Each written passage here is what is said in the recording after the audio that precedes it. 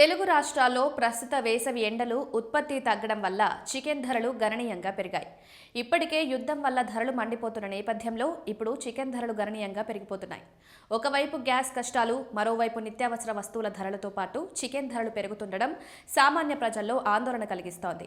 మార్చి 24 నాటికి ప్రధాన నగరాల్లో ఉన్న తాజా ధరల వివరాలు. బహిరంగ మార్కెట్లో కిలో చికెన్ ధర 360 నుంచి 400 వరకు పలుకుతోంది. వారం క్రితం వరకు స్కిన్లెస్ చికెన్ కిలో ధర 260 వరకు ఉండేది. ఒకేసారి ధర పెరగడంతో జనాలు చికెన్ కొనుగోలు చేయడానికి ఇబ్బంది పడ్డారు. వేసవి కారణంగా ఉత్పత్తి తగ్గడం, రవాణా ఖర్చులు పెరగడం తదితర కారణాలతో చికెన్ ధరలు పెరిగాయి.